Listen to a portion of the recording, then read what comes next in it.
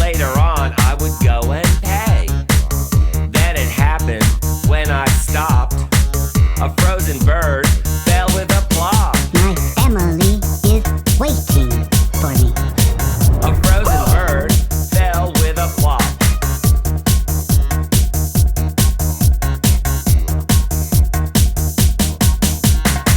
Who flung this turkey at me? Who flung this turkey at me? What's going on? Didn't you see? Someone threw a turkey at me. Yeah, disco garbage can, everybody. Yeah, lift your lid. Disco garbage can.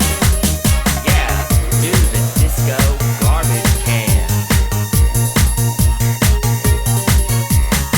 Who threw that ham at me? Who threw that ham at me? Hey, didn't anybody see? Who threw that ham at me? Who threw that ham at me? Disco garbage can, everybody.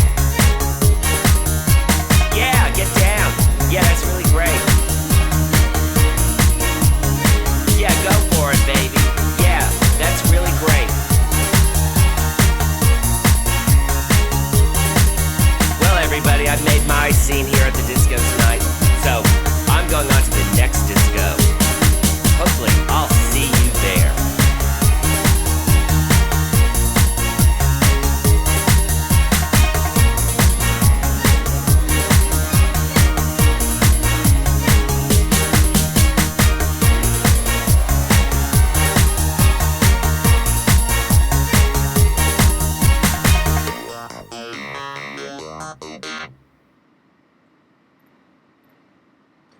Hey guys, welcome to the show. This is Dave Barron here. Today, a little bit of a different topic. We're going to discuss some serious stuff tonight. We got some of you joined. We have Kathleen joined. We got Curtis joined. We got Terry joined. And we got maybe one other. It's remarkable that I get so many uninterested people in this topic. But we'll see what happens in all topics, actually, that I discuss. But we'll see what happens. Maybe more people will join because the chat was actually pretty vocal. We got a lot of people making commentary. So hopefully some of those people, because I invited them to the show, who have definite points of view, hopefully they're going to join tonight's dialogue. And I'm going to explain my vantage point or my summary of what I take out of the story and what my point of view is. And we'll get into that if you guys want to hear that. Or you consider it valid, you can have a conversation with me. You can debate me, you can agree with me, you can disagree with me. You can even stop watching my show if what I discuss irritates you to any degree. So we'll see what happens. This is the type of show I usually don't do, but this is the type of show that I think I want to do periodically until it rolls over to the music show. But okay, so here's the story. I'm going to pull it up. And actually, it's probably a good idea if I drag it over. I wonder if I can do that. Okay, it looks like I can. I'm going to try to see if I can make it larger so you guys can all see it. Let's see if I can do that as well. Okay, I think I can. I think you guys can see it on the screen, right? Okay, so here's the story. It's a story focused around a few people, and Olive Garden is a specific place of employment and the restaurant where this actually took place. So most of you guys have seen this, especially if you've seen the commentary based upon the post I put up last night and this morning. Here's the story, and I'll read it. Olive Garden patrons reportedly launched into a... Did I get to the very top of it? No, let me get to the very top. Here's the headline. An Olive Garden customer demanded a non-black server.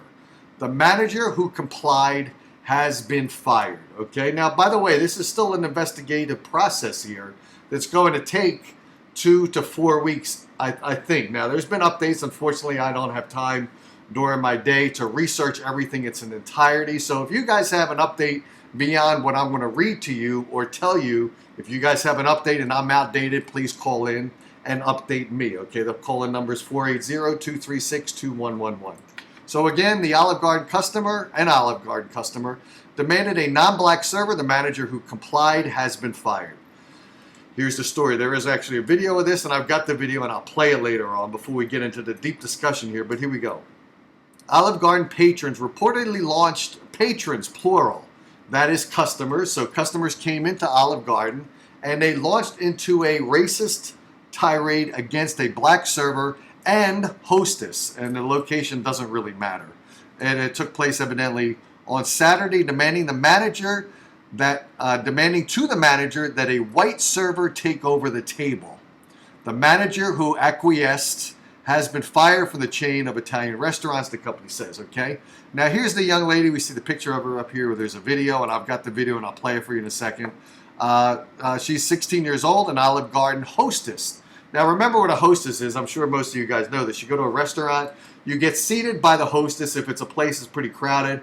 You put your name on a list, and finally the hostess comes and she seats you. She tells you sometimes the server's name that's going to come and serve you. And then kind of the hostess disappears and she's never to be seen again until you leave, and you might see her again around the booth where she takes names of people. But the hostess is someone that you see for a very short period of time, but she's an active member in this event that took place. I'm going to read it. A 16-year-old Olive Garden hostess told, and there's a radio station, that it started when a customer asked for hot water. Soon the dinners were dished out, and prejudiced remarks. And so, in other words, the hostess sat them. Soon the dinners were dishing out, the diners. I'm sorry, boy, I have foggy glasses on today. I can't read it properly. Soon the dinners were the diners were dishing out prejudiced remarks, saying that they didn't want to be served by a black person. Now, the server is a different person, by the way. So we had the hostess, there was a black individual, and then we also had a server who was also a black individual, a black person who works at this Olive Garden restaurant. The lady also made comments about me to coworker. Now, the coworker, I'm assuming, is the server. So the 16-year-old lady is saying that the lady also made comments, the customer also made comments to me, about me to the coworker. I'm assuming this is the server, right? I'm reading this very badly. But here's what was said, saying that I am not family friendly. The individual, the 16-year-old host that sat them, was not family friendly. I'm not sure exactly what that means, but that is something that is not really part of this dialogue. I don't think that's the thing that is worrisome in this. That I should work at a strip club instead of Olive Garden. So we don't really know how she was dressed. I don't go to Olive Garden to know if there's a standard uniform. I'm not sure if everyone can wear what they wear off the street. I have no idea how this individual was dressed. So I cannot pinpoint that aspect of it. And that could be an aspect in some places that you go to. In fact, today I was at a car show, and there was a gentleman at the car show, and I told him about this thing I'm going to talk about tonight. And he said he went into a restaurant with his wife or girlfriend, I forget which he said. The waitress wore a very low-cut top, showing very vividly her breast. And she was dressed that way, serving at the restaurant. Now, someone could say to that person, there's someone that works at the restaurant, she looks like she should be working at a strip club. We don't know how this woman was dressed. I don't know how she was dressed. So I am not going to pinpoint that as a dialogue for today's conversation. And it went on, and that am I even black? So evidently the customers there were even questioning whether she was really black. I don't know why they would do that, and I don't know why, but the rest of it is, and am I from here? Am I from Africa? Just offhand comments, that's what she says. And referring to me as the other one, all right? So then what happened, evidently, is there was the customer then, not to read it, because I'm doing a very bad job reading, because I don't have my glasses on here, and I don't have contact lenses on. Usually when I read stuff, I put the glasses on. But evidently, this is what happened. Evidently, the customer then went to the manager, and he asked the manager if they could have a white server or white waitress, whatever you want to call it. And the manager granted that. So this customer who made remarks about the hostess to the server who was black, and it is interesting that these customers would make bad commentary about the hostess to the black waitress, and then request the black waitress to not serve them and have a white waitress serve them. So I don't exactly get why they would do that. why they would make derogatory comments about the black wait hostess to the black server. So that is a little bit confusing to me. And then after all of this takes place, they request the manager to replace the black server with a white server. And the bottom line is, and this is the major conversation here, is the manager granted that. Okay, now, so we don't know what happened after that. We don't know what transpired after that, if the rest of the evening with that customer was okay. We don't know, but okay, so this is the article, all right? And by the way, let me play, I will play here exactly what the interview was all about. See, I do have these glasses on, but these are not prescription, obviously. But let me play the entire full story. Now, this is the commentary on, this is from a news program. I don't know what state or city this is from, but here's the story, and you can hear this, listen to it, and then we'll make commentary on our own with call-ins, etc. But here we go. Well, a national restaurant chain is looking into allegations of a racial incident at its restaurant in Evansville. Well, many people took to social media over the weekend to respond to what may have happened at the Olive Garden out on the east side on Green River Road. The hostess, who says she was involved in that incident, is speaking out. Eyewitness News' Noah Alatza joins us now with the latest on this. Noah? That's right, Shelley and Brad. The NAACP, along with the Evansville Olive Garden, both say they are continuing to investigate after that alleged incident in which a white server did ask for a white server at that restaurant on Saturday. And we spoke with one of those people involved who says she's angry and wants something to change. In front of all the customers. Two black employees claim they were targeted with racial discrimination.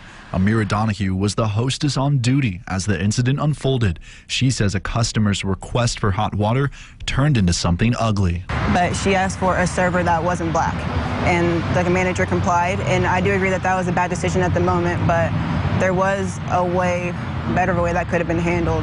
Donahue says the woman's actions didn't stop there. And the lady also made comments about me to my other coworkers, saying that I'm not family friendly, that I should go work at a strip club instead of an Olive Garden, that am I even black, like am I from here, am I from America, just like offhand comments like that and referring me to like the other one. An Olive Garden spokesman says the company does not tolerate discrimination of any type and that senior leadership is investigating. The Evansville NAACP says it has not received a formal complaint, but it is also investigating. Reverend Gerald Arnold says he is withholding judgment and he wants to make sure everyone's voices are being heard. It's probably not going to be the culture because they have a very diverse staff, a very diverse clientele. I go there myself. Okay, and so we have to investigate all those things. As for Donahue, she says she's still reeling from the pain and shocked at the events of that Saturday night dinner rush, but hopeful that a positive change will come from this experience. I would never expect it to be just so apparent in public, and it was just like it's 2020, not 1920. We should be over this. Something should have been done, and I feel like it should take more than just social media to get a problem like this out there. And tonight, we're told the server involved in that incident isn't emotionally ready for an interview. Now, as for that investigation, Olive Garden does say it will continue to look into the matter.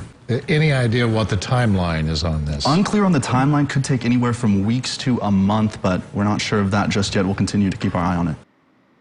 Okay, guys, that is the full story as I understand it. As I found on the internet, I found the story you just saw. Now, let me pull a couple points out of this. First of all, we do realize that it's going to take a couple weeks, up to a month, for them to get the full story. And you can well imagine that, first of all, we haven't heard anything or a single word from that manager. I'm sure, I could be certain that manager right now, as I'm doing the show, is in front of a lawyer. And anytime you get a lawyer involved, they have to analyze every prospective possibility or probability. It's like a chess game. So they have to analyze it to the max. It becomes like an FAA report. You know, a plane crashes and they got to have an investigation of that. The complexity of this is going to get enhanced. It's going to be slow. I doubt we're going to get the full story in 2 or 4 weeks. I don't think we will, but that's the approach here. It's 2 to 4 weeks. So it's a story that's still being developed. Facts are being ascertained.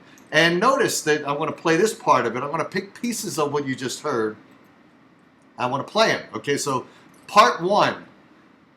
Well, Well, a listen to national this. restaurant chain is looking into allegations of a racial incident at its restaurant in Evansville. Well, many people took to social media over the weekend to respond to what may have happened at the Olive Garden out on the east side.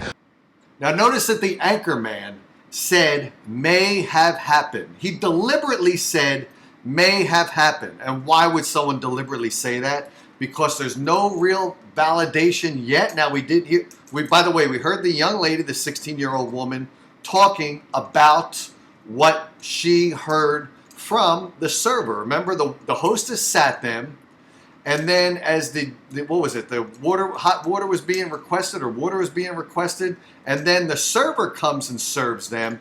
And remember, the dialogue was between the customer talking about the hostess to the server. And then allegedly, what may have happened, the server talked to the hostess about what was said about the hostess by the customer. So we heard what the hostess said that she heard. Now, do we have proof of that, or was there a camera in the restaurant to hear what was said, or were these remarks accurate? Were they worded accurately? Now, let's just suppose that it was accurate. What she said was accurate. Let's take her at her word, and I don't mind doing that to discuss it this evening. But notice that the anchorman, he's got a great voice. I wish I had his voice. He's got a spectacular voice, that anchorman. He said may have happened. Now let's go through this again. Let's listen to what the reporter said. They are continuing to investigate after that alleged incident. Notice that the reporter said alleged incident. All right? So again, we haven't studied the story in full. We haven't got every single fact on the table. We haven't validated that what the server said to the hostess was dictated accurately, word for word. We don't know the vantage point of the manager. We don't know any of this yet. Now, probably we will learn it. Hopefully we'll learn it, but you never know. You go to court, you hear things, and there's an evaluation and a judgment based upon as best judgment that you can get from the facts that you heard, all right? Now, here's an interesting thing. Notice that this is interesting, because when I listened to that news story in full, it was interesting because we saw the hostess speaking, but we didn't hear the whole thing she said. Notice this. I did not abbreviate this. I did not do a screw up on the vocal capacity here, or I did not cut her short. I didn't edit any of the dialogue, but notice that some of the dialogue is missing from the young lady, the hostess speaking. Listen to this. In front of all the customers. So you didn't hear every single word she said. However, she did say in front of the customers. So one of my points is going to be when the customers were speaking to the server, making commentary about the hostess. One of my first questions was it overheard by other customers? Was it vocally loud enough for other customers to hear the commentary from this one customer talking racially about the hostess? Was it heard by a great many people? And evidently, supposedly, it was heard because the young lady says here in front of all the customers. So you notice that in the beginning of it, when I played it, she's speaking and you don't hear the words. I don't know why that is. I don't know why a professional news team would not have the vocalization with the mouth movement to see what the total sentence was. We only got in front of the customers, and I don't know why that is. Last piece of this I'd like to bring up. We're told the server involved in that incident isn't emotionally ready for an interview. So the server is the one that actually spoke to the hostess about what was said, because the customers were having dialogue with the server, and the content of that dialogue was all about the hostess, the racial comments made about the hostess. The server was the one that the language was directed to. She heard it, and she went back to the hostess. Now notice that the server is not emotionally, according to this reporter, the server is not emotionally ready for an interview. You can be well aware that that server now is she's probably in a lawyer's office as well, to make sure that whatever she says is exactly factual, because she could be held responsible for some of this situation if she says something to the hostess that wasn't actually said by the customer. Remember, so far we just hear what the server has. The only language that we've got, or the only wording that we got, and the only talking that I've seen is from the server, who says that she heard from the from the hostess. We heard the hostess speaking. The video you saw was from the hostess. She was the one speaking, talking on this report that you just saw. She was the one that said she heard this from the server. So did she hear it accurately? Did the server read into it a little more that was spoken? So then bottom line is the customer. This is the whole story. I went on too long about this. The whole story is that customer requested a white server or a white waitress, whatever you want to call them, okay? She requested, or he requested, or multiple people at that table. Evidently, there were multiple people, multiple customers at that table. I have no idea if it was a family, if it was just friends. I have no idea how many there were. I don't think that was even brought up yet. But evidently, there were multiple people. Now, I don't know if one was racist and the others shut their mouths. I have no idea. I don't think we know yet.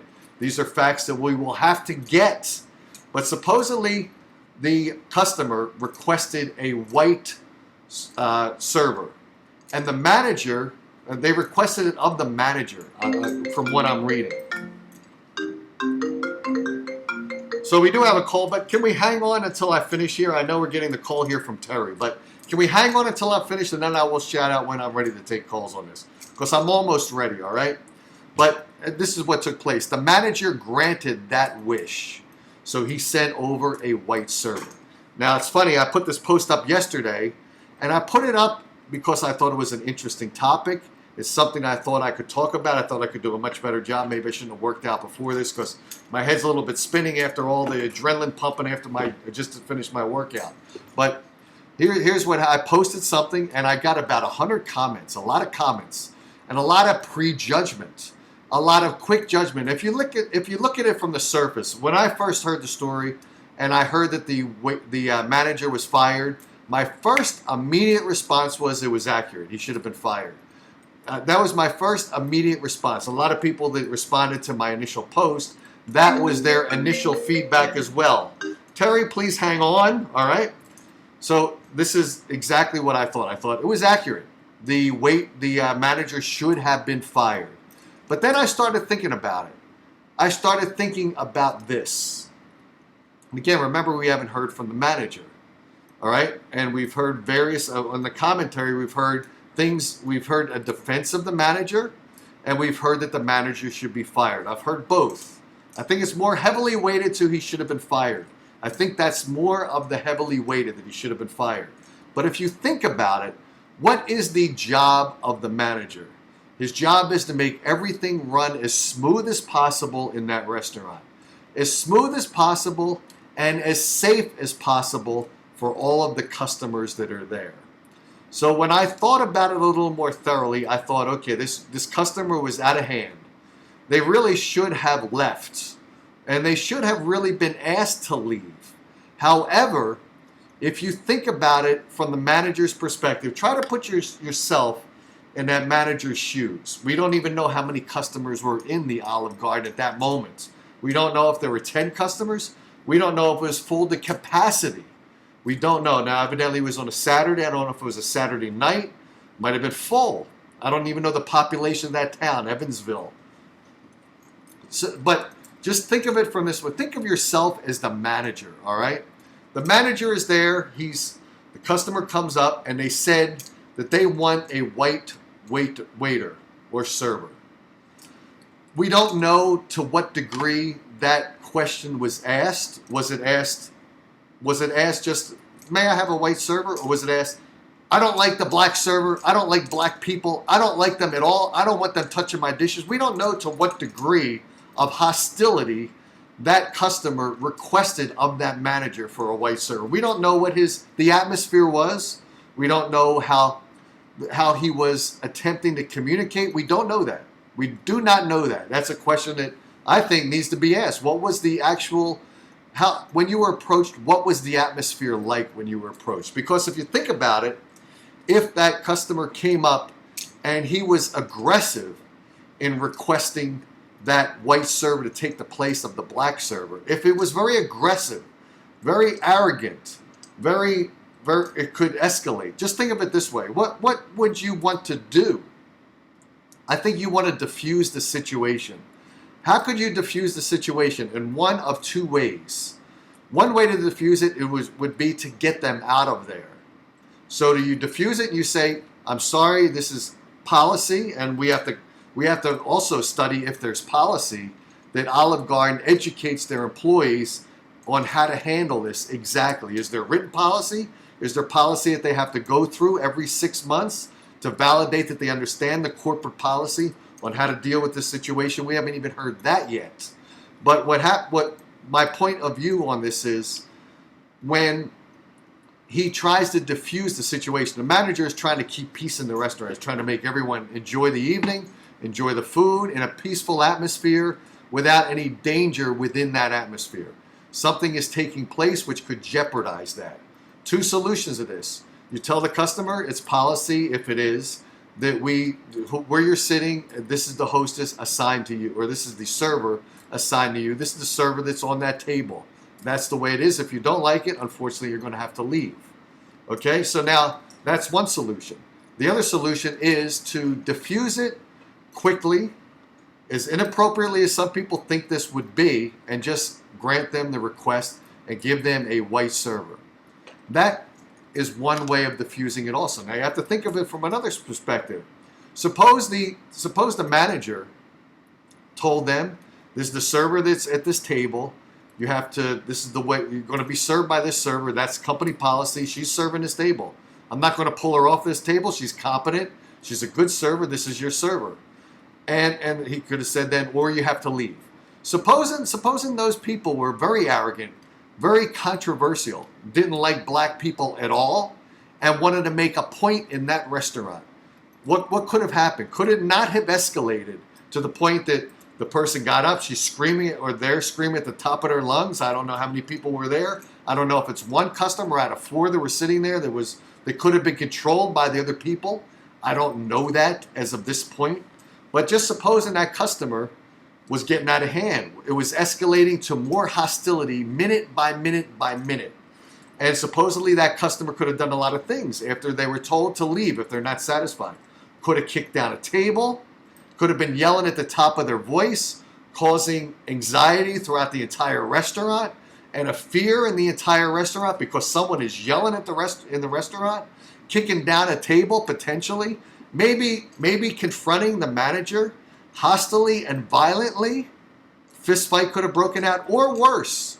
How many restaurants do you go to where you're frisked to see if you're carrying a firearm into the restaurant? You go to clubs in Arizona, before you get in, they will feel you up. They will look for weapons before you go into the venue. They will check you out. Do they do that in a restaurant? I have never gone to a restaurant where they have taken me outside and felt to see if I have a weapon of any type. We don't know. It's a possibility, isn't it? Isn't it a possibility when you hear about all these shootings in schools? Isn't it possible that that customer who is now being escalated because he's told to leave, the escalation could have been a variety of points. It could have been no escalation. He could have left. No escalation, no event taking place. Manager would have still been there because he said you got to leave. There could have been no story here if that was the direction taken and if the customer graciously left. Or like I said, another couple things that could have happened. Kicked down a table, gotten loud and violent, just shouting in the restaurant before they ultimately left. Could have caused a fist fight with the manager or a physical violence. Could have pulled a gun out. Who knows? Who really knows? So are all of these things going through the manager's head? And maybe the manager was asked. Maybe the manager stepped away for a second. And if maybe he's a thoughtful person, he's thinking, okay, I can tell them that they're going to be served by this server, or they have to leave. He could have evaluated the way he was approached and made a determination that these people are somewhat hostile. If I ask them to leave, I can see it in their eyes that they're going to be aggressive. They're going to be confrontational. They're going to go to battle with me. They're going to maybe cause a scene in the restaurant. How could I alleviate that? What's my realm of possibility to alleviate it? One of the solutions might be to grant their wish, as wrong as some people think that is, which I think it is as well. But maybe the solution that he thought of in that moment was the quickest way to dissect this and divert it away from potential hostility, and threatening the safety of my other patrons in the restaurant. Remember, he's there to give enjoyment and safety for the people that are there eating in the restaurant at that particular moment. Maybe he's thinking in his mind, how can I diffuse this? I can grant their wish and give them a white server. As wrong as it is, I can grant them their wish to keep this restaurant safe, peaceful, without further situations taking place. Now, another thing you can maybe consider on top of all this is maybe he's thinking that this hostess or this server is going to get shafted when it comes to tip time. Or it could be every time they serve a plate, maybe they're going to make commentary about this waitress. And to make a request of them to leave is going to cause a scene as well. Every plate that's delivered to that table is going to be a scene. Every plate they may ask, did you spit in it because I made a comment? And then at the end result, that server is probably not going to get a tip.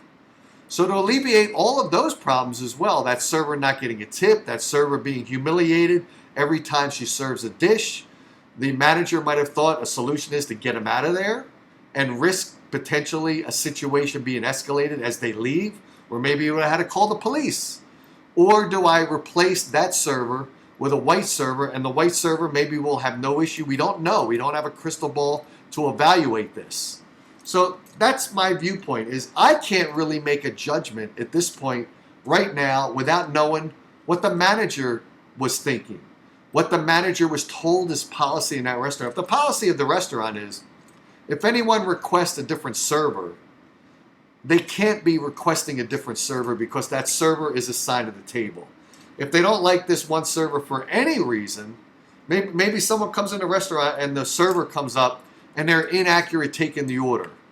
And then they're at their dinner and the plates are all wrong. They ordered well done steak and they got rare. So they don't like the server because the server took the order wrong. So maybe when it comes to dessert time, maybe they call over the manager and say, look, we got the dinner was all wrong. 4 of the dishes out of 7 were wrong. So can we get a different server for dinner or for dessert? Maybe that would be an unusual request. I've never seen that happen, but it's possible.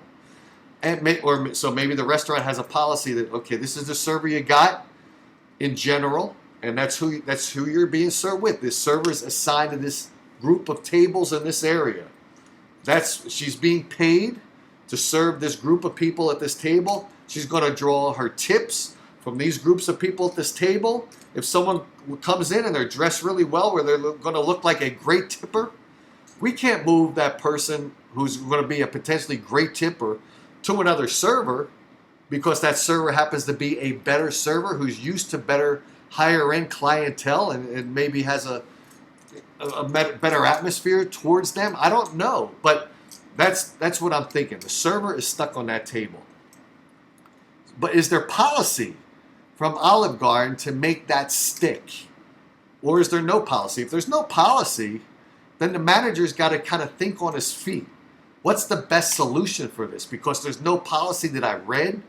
I'm not taking these courses every six months. I've got to take, when I work at Wells Fargo, I had to take a course in all of these similar situations every 6 months. And I had to take a test in it to make sure I understood the policy of Wells Fargo. I had to take the test, study the course material, and validate that I took it, and every 6 months.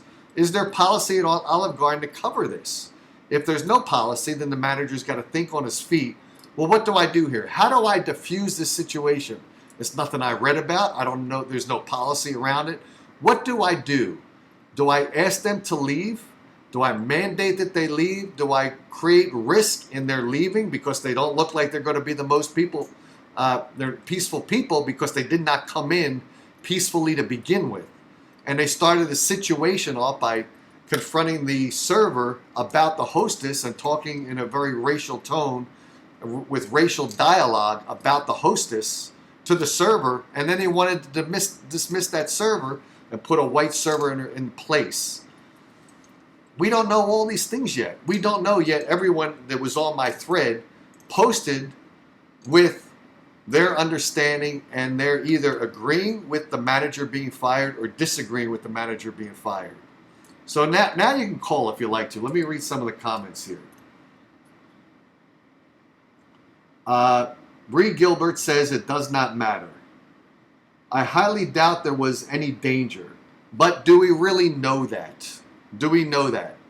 How many situations have you seen on the internet where it looks like it's going to be a polite discussion? How many times do you get on social media and people are posting about politics on social media? And it starts off as a disagreement. It starts off as a peaceful disagreement between one political viewpoint and another political viewpoint. And then it gets hot and hotter and hotter and escalates. It escalates to the point, and I've seen this, where somebody has said, I'm willing to give you my address. Come over here and talk to me face to face. They're looking for a confrontation. They're looking for a physical face-to-face battle that started out a little more peacefully. It started out with disagreement, escalated to a physical confrontation. So where Bree is saying, I highly doubt there was any danger, but you're not sure of that, right? We haven't seen any camera footage. There probably isn't, or there may be camera footage from the restaurant. Restaurants now, when you get on buses in Phoenix, Arizona, the light rail, they have buses on every plate. Let's see. This is Terry. Terry, this is Dave Darren. What's going on? Hi, Dave. It's Terry. Yep. Okay. So go ahead. I'm sorry. I went to turn down the volume, and instead I pushed the other red line all the way to the beginning where the little alien says, I want to go home. Okay, well, I don't even know where you are. Okay, well, let's forget about that. Do you have a commentary about this? I do. Okay. I think, this is my true opinion, where there's a fire, there had to be a spark. So something happened, David. Something happened to offend someone. I believe it was the hostess and, well, especially the waitress. Because I don't believe that there would be all of this controversy without something being said. Well, you know what I'm saying? Well, we do get what was said, whether it's word for word, extremely accurate. And I said, let's take it for granted that it is extremely accurate, the words that were said. The words were said to the server or waitress, whatever you want to call the individual, server or waitress. So words were spoken to that server or waitress about the hostess. Now it's interesting. Well, I'm not sure what was said or how it was said, but like I said, where there's a fire, there was a spark that started that fire. Yep. I'm out of breath. Right. Well, I think what we want to get to the bottom line is, after all of this took place, and the customer's ultimate request was, I want a white server. Right now I have a black server. I want a white server. That's what they said, yeah. And then if that's true. Right. If that's true, David, that literally, if I had been a customer overhearing that, I would have got up and walked out. Had the manager changed the server. It would not have been right. They should not have gone into a facility that had black people working there then. They should have walked in, saw the black hostess, and turned around and walked their asses out. Okay, so let me ask you this question, and then give me an answer, and I'd like to hang up and get another call. Hopefully we'll have a lot of callers on this. But let me ask you this one question. You may not have heard me say this, but the manager, first of all, I don't know Olive Garden, and I could probably find out if I call up Olive Garden, or maybe at this point they won't answer any questions about this unless they seek their legal recourse. But I don't know if Olive Garden has a procedure on how to handle this situation. I would imagine that they should have a procedure, and I would imagine that they should teach this procedure, especially to the manager, on how to handle this. But so I would imagine that there probably is a procedure on how to handle it. And I could imagine that the procedure is, I don't know if I should even guess what the procedure says, but let me just, if there is a procedure, then the manager has to follow it. If he didn't follow the procedure, then I guess the manager should be fired if he didn't follow the assigned procedure. But if there was not a procedure, or maybe the manager thought the procedure is not going to help out this situation, so let me think on my own. So we don't know the degree of hostility that customer approached the manager with. He could have approached the manager very peacefully and said, look, I would like to have a white server. Is it possible? We don't know if that was the approach. We don't know if the customer said, I don't like black people. I don't want them touching my dishes. I don't want them eating in my house. I don't want them serving me. I don't want a black server. I demand a white server. We don't know the degree of hostility he approached the manager. Now, if he approached the manager with a hostile atmosphere, the manager in his mind might think, okay, there's procedure on how to handle this, but this is a situation that's not really fully understood or covered. And we have another caller, but let me bring in the other caller and I'll complete my commentary. Hang on. Hello, this is Dave Barron on the Dave Barron Show. Who's calling in? Bree. Bree. Okay, so let me finish my conversation with Terry, and then I would like to talk to you, Bree, if that's possible. Okay? Okay, this is Bree on Sandy. Okay, hang on a bit. Okay, Terry, I have Bree on too, who's calling as well, and she's made a lot of commentary on this topic, so I want to bring her into it. But I want to finish up. I'm sorry. Okay, well, let me finish this, and then I'm going to ask you, Terry, one more time what you think, and then we're going to get Bree's commentary on this as well. Oh, good. Okay. Okay, so what I'm thinking is this, that the manager has policy, probably he does, on how to handle this. Maybe this manager is thinking these people came up to me with a hostile, angry way about them. So I have two ways of thinking about this situation. One thing I can do is I can tell them, this is your server. Policy of this restaurant is the server assigned to you is the server that will remain with you for the entire meal. And that's what if you don't like the server, then unfortunately we're going to have to ask you to leave the restaurant.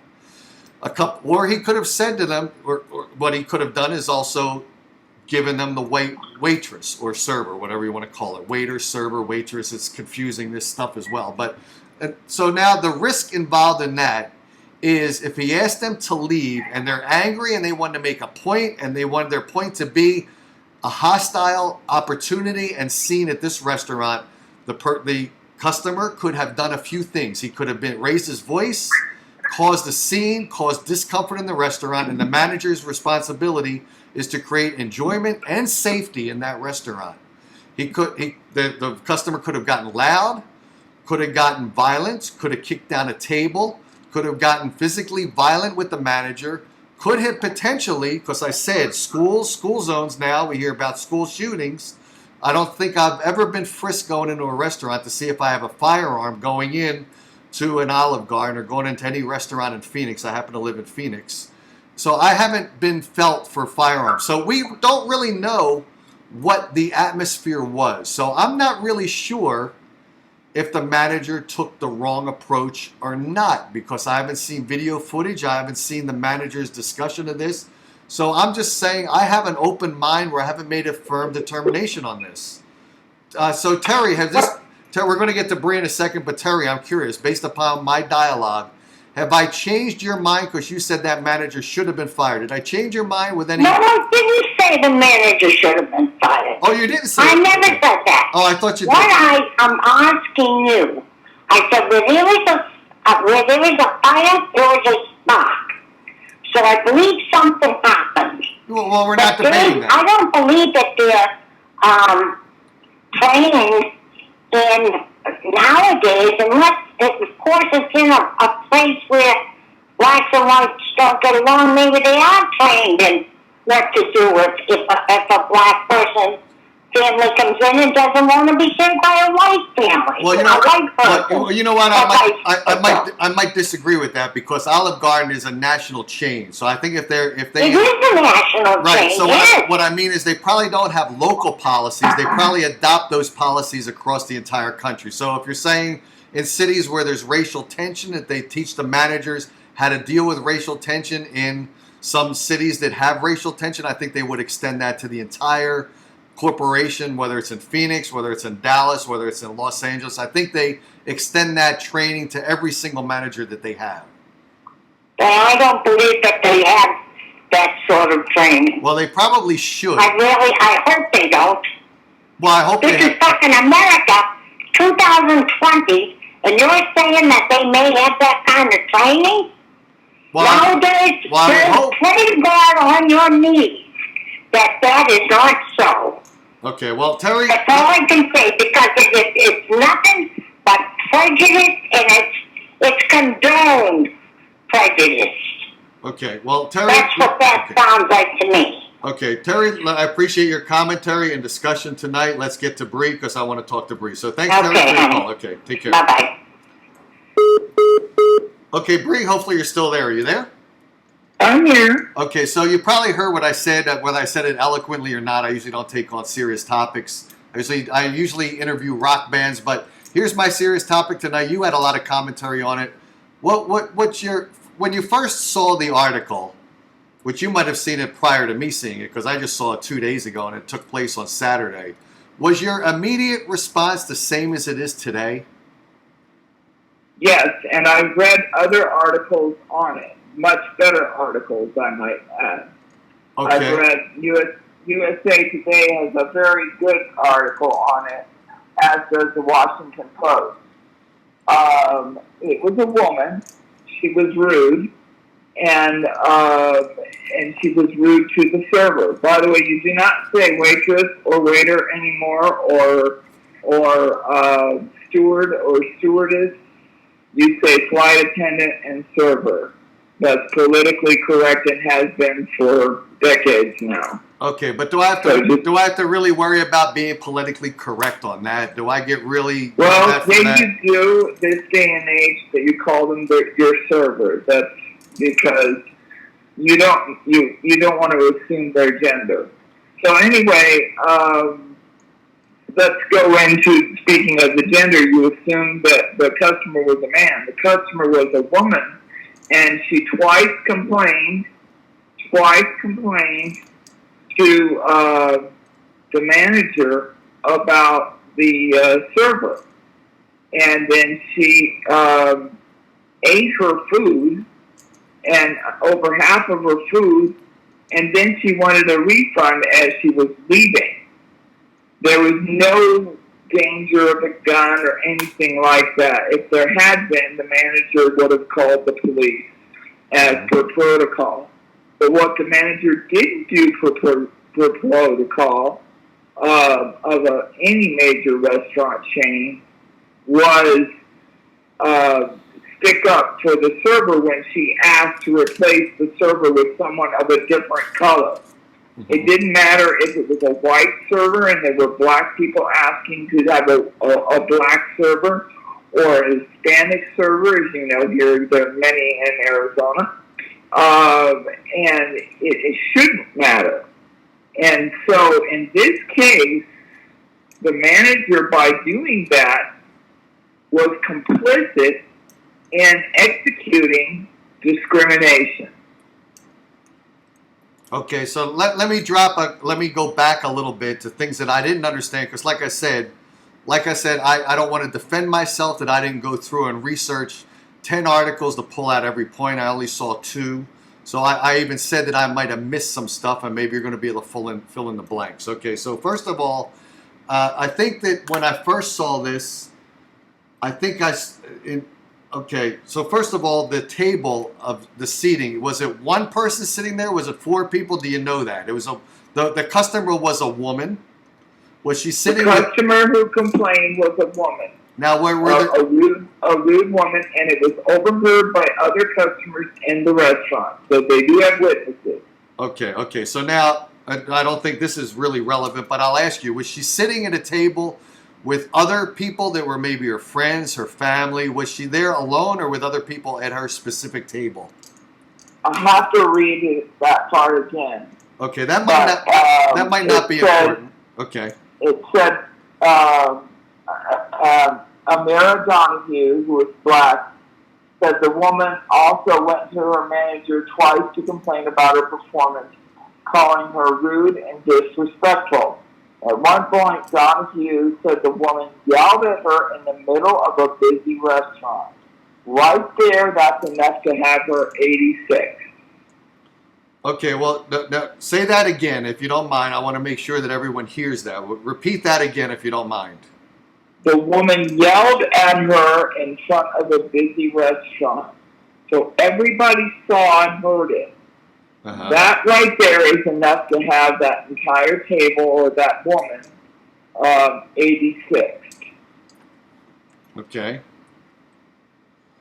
You cannot do that in a restaurant. Right. That I believe that that's true. Like I said, I missed some points of this story. So it was a woman. That's disturbing the peace. Okay, so she should have been asked to leave the restaurant at that point. Correct. Okay, now I wasn't sure. sure. The manager instead replaced her, and so when he did that, he was complicit in replacing her with a person of a different color. It didn't matter if it was white or Hispanic or Asian. It makes no difference. Or transgender. It makes no difference. That person, once they did that, they were complicit in discrimination. Okay. So what they did is they allowed that customer to control the environment of the restaurant.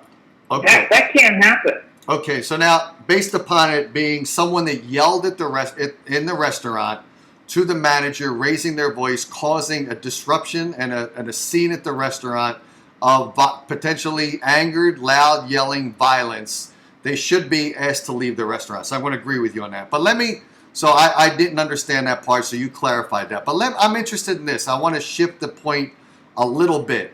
Say that there was a table with one man sitting there. One man, it shouldn't really matter man or woman, because they can both be aggressive to almost the same degree and as dangerous. A woman can be as dangerous as a man.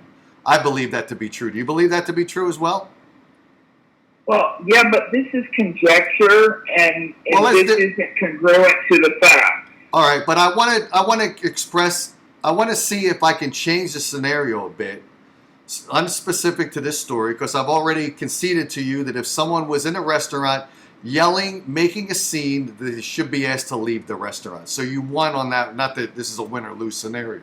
But you're correct. She should have been asked to leave. Okay. I'm not trying to win. I'm trying to illuminate people's minds to the facts and the truth. Okay. All right. So that's great. So now, but since you're on the phone here, I wanted to change the scenario a little bit to see what you think about this. Can I do that? Would you allow me to do that, and then you can respond to it? Absolutely, of course. Okay. Yeah. So here we go. Suppose that a man comes into the restaurant, and he's coming in there. He's sort of walking a little bit aggressively. You can sometimes get body language from people, and I'm sure that managers of restaurants, servers, they'd be very detecting of a body language of a person. I think they're pretty perceptive. So a guy comes in, he looks like he's had a horrible day, looks like he's a little bit mean, and he's walking in with an angered face. He sits down at the table. And the hostess that's serving him, this individual, man or woman, doesn't matter, serves him, and then what happens is then the server comes up, and the customer, who's an angry male with a chip on his shoulder that day, or maybe every single day of his lifetime, comes in and he starts making angered comments about that hostess and racist comments about that hostess, which is what I think took place here. If I got this scenario correct, if I don't, you can correct me, because I'm trying to make this scenario similar with other actors. Right. But I think what happened is the customer, in that case a woman, in my case a man, with a chip on his shoulder, he started making commentary to the server about the hostess, saying a variety of things like this was an unfamily-friendly person, which I don't think that should matter to any degree at all. I don't know why that's important, but then saying, is this person really black? Is this person really from Africa? I think that was some of the wording in this. And I think some of the other wording was, she looks like she should work in a strip club. And he was making this commentary to a black server.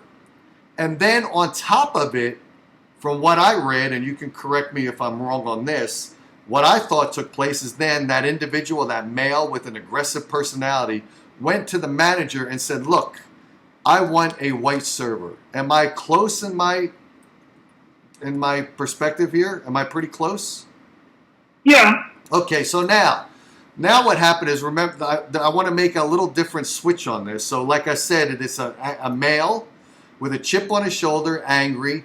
Depending on the way he approached the manager. He could have approached him and said, "Look, I would like to have a white server." Now, whether that's not appropriate, I'm not saying it is at all, but he could have come up with a more peaceful approach to having a request satisfied. Or he could have gone there with his horrible attitude and said, "Look, I don't like black people. I don't like them touching my," and you probably heard me saying this earlier, "I don't like them touching my dish. I don't like them serving me. I don't like them to be around me. I request and I want a white server."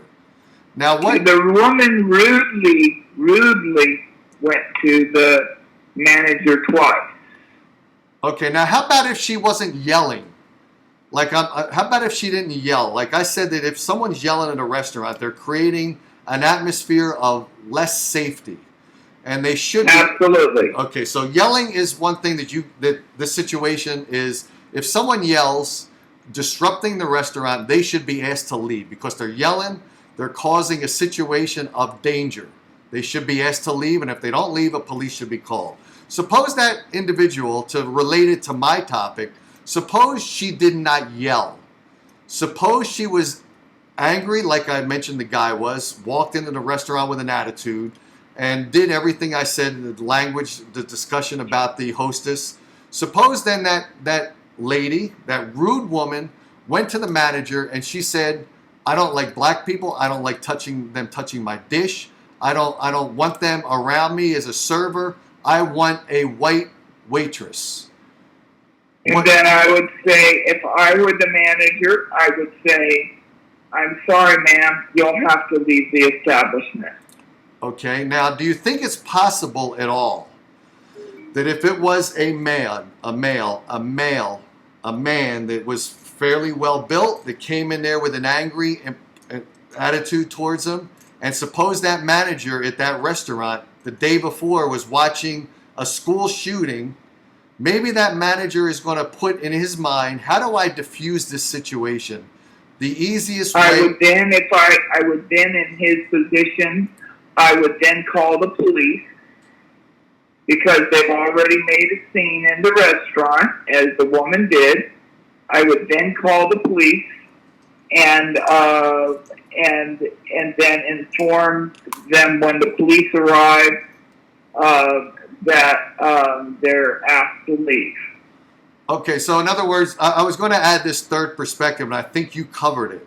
So instead of the manager making a decision at that point, maybe he would try to delay a situation until he called the police, trying to escalate the police to come there quickly without any decision being laid out on the table. Have the police come in, unknowns to anybody, have the police there, and then ask the people to leave. Is that what you're saying? Yes. Okay, I believe that's an approach that should have been taken. That would have been a good approach. But now, that would have been the proper approach. Okay, that would have been the for approach. the woman or a man. Okay, now let me change it. Because he had already created a disturbance and created an unsafe environment. At that point, that's where the manager should have called the police. Okay, but remember, I took the yelling aspect out of this. I said that the man didn't yell. Yeah, okay, we'll take the yelling aspect out. I would still call the police because we don't know what the man's going to do. Men tend to be 10 times more aggressive than women when it comes to violence. Okay, so in other words, you think that, for instance, we took the yelling out of it. We included the rudeness. So we said that the male or female, doesn't matter which, although you said that the male would be more aggressive, so let's stick with the male perspective here. The male comes in, he's got a chip on his shoulder, he's angry, body language is bad. He sits down at the table, he makes his commentary to the server, to the hostess, to the server, and it's all racially driven, but yet there's still no yelling, but there's attitude. Now that customer... The racially driven in that case would precipitate a call to the police. Okay, that's Okay, that's where I'm not quite sure about that. Well, because like you said, you don't know what is driving that anger, and you don't know if they're packing heat or what. But the fact is, once you engage in racial slurs in public, you are at that point able to be arrested. Let me clarify that. So you're saying that if someone comes into a restaurant, and by the way, I've never owned a restaurant, I don't know these facts. It's a private establishment. Remember that. Remember what? It's a private establishment. Okay. You do not have rights when you walk into a restaurant to say anything you want. Just like you can't yell fire in a movie theater or a restaurant. Mm-hmm. So the fact is, your understanding is that if somebody comes into a restaurant and they're not creates a disturbance. Okay, now what disturbance would this person have created? So, for instance, when by the time they go to the hostess and say racial remarks, that would be enough to precipitate a call to the police to therefore back you up when you ask them to leave, so the police can be the buffer and not yourself trying to take on a table full of people. Okay, now we're making the assumption that the wording directed towards the hostess was overheard by other people within the restaurant. That's correct, right? It was not just overheard by the hostess, and it was overheard by people in the restaurant of what was going on at the table. We don't know where the hostess, typically in an Olive Garden, the hostess is in the front entrance, in the center of the restaurant. And then it splits off in different directions. They're all pretty much the same. I've been into Olive Gardens all over the country. Mm-hmm. Okay, now suppose there is no policy in place. We have to believe that Olive Garden probably has policy to cover. Olive Garden has a zero tolerance policy, they said. Right. Okay. So zero tolerance policy for discrimination from customers or from their employees. Okay. Now, how about if not?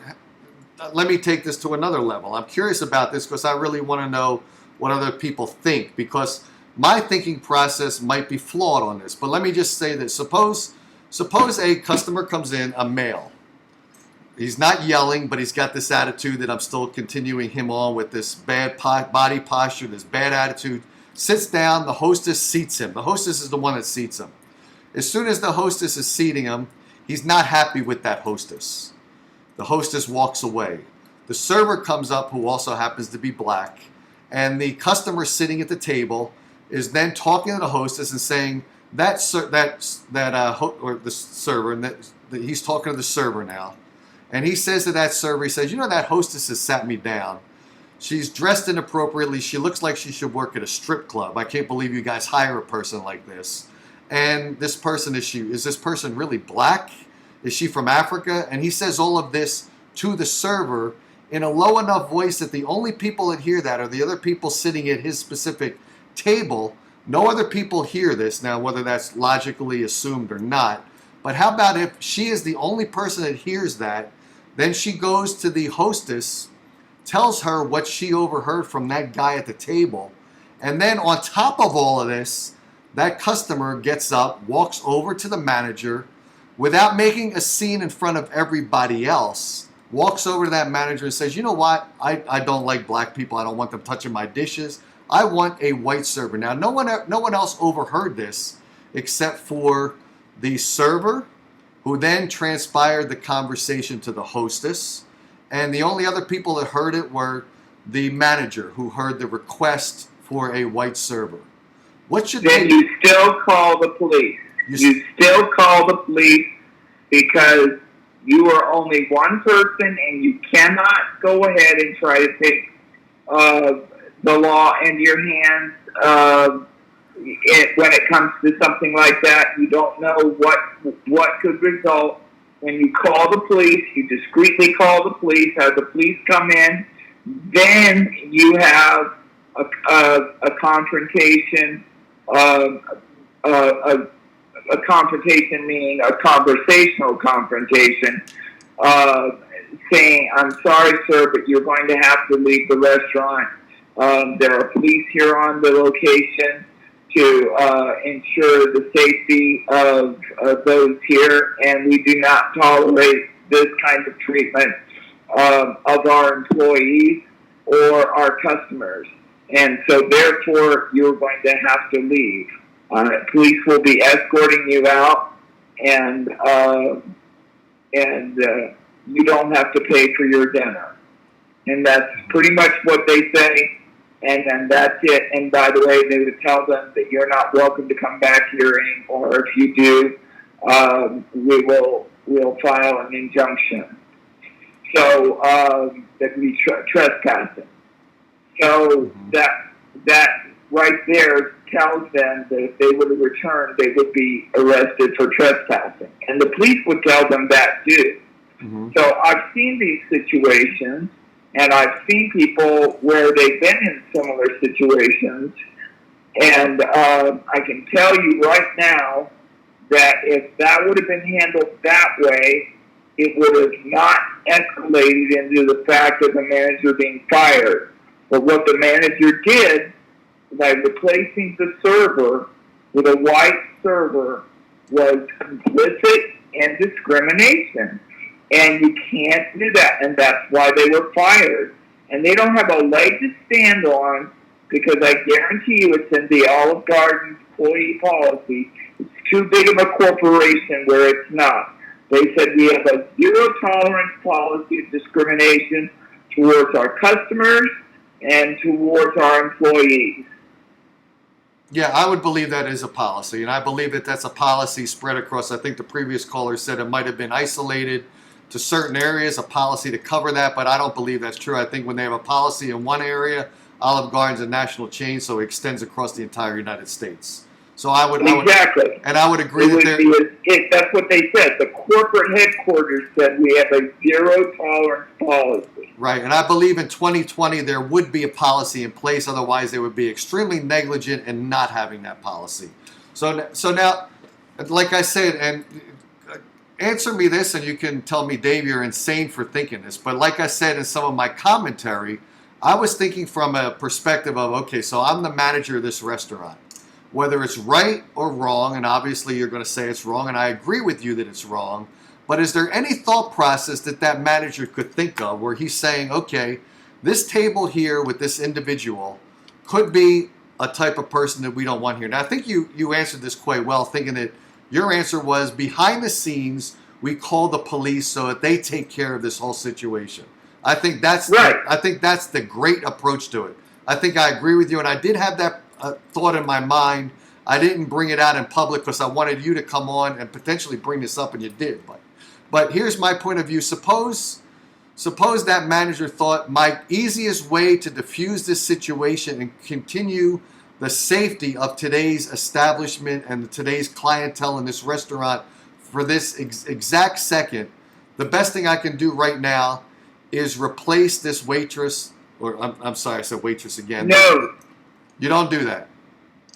No, you don't do that, because once you do that, you have validated the discrimination, and you are now complicit in the discrimination of the customer against the server, and so therefore you're an accessory to the crime. Okay, now here's another way of thinking about it.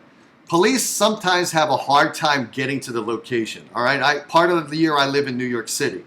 Part of the time I live in Phoenix. The Phoenix traffic jams could be bad. The police are trying to get to the facility. Could take police about... David, Evansville, Indiana, the police would get there in no time. Okay, but let's think of a crowded area. Suppose there's another scenario for you. I like different scenarios. Suppose we're not sure how quickly the police can get to that establishment.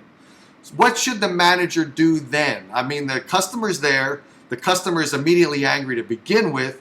Now his food is being delayed. He talks to the manager and says, how come my food's not here? What are you doing? My food's not here. Why is that? Why isn't that even black waitress bringing my food? What's going on here? I want my food. He's creating a scene at that point. Obviously, the manager doesn't have the capability to get that customer out of there unless he hand carries him out the door. He's waiting. Just say there's a delay with your order, sir. We'll be back to you as soon as possible. Okay, but we still don't know how long it's going to take the police to get there. So do you temporarily diffuse the situation until the police arrive by honoring his request? You diffuse the situation by offering them more salad and breadsticks while they're waiting for their order to be served while you wait for the police. Delivered by That's who? what you would do in that situation in an Olive Garden. That would be what you would do, Dave. It only makes sense. No, that makes great sense. But here I'm going to throw another monkey wrench in here. Suppose now, who serves him the breadsticks or the extra salad? Does a white server serve him, or does the same existent black server serve him? Who do you throw in there? What do? Do you honor the request by then having the breadsticks or the salad while he's waiting there for the police to come that he doesn't know are arriving? But the manager You could have the manager serve them. Okay. That's a good point. All right. Maybe that would. I think very logically. I'm not unintelligent. Well, I'm not either. I'm just trying to understand each potential roadblock here. All right. So have the manager serve them. Yeah, and that would completely diffuse the situation. And then you would just say there's a delay with your order, and you wait till the police show up. Now, but honestly, unless you live in Los Angeles, the police show up within about 5 to 10 minutes of a telephone call. Okay. In any major city. Okay. Suppose this happens. Suppose now this person obviously was probably a very racist person. You probably agree with that. It sounds like it from the story, correct? Oh, there's no doubt they are. Okay, now suppose that manager, we don't know it. I don't know this part. I don't know if you've read this part. Suppose that manager is black.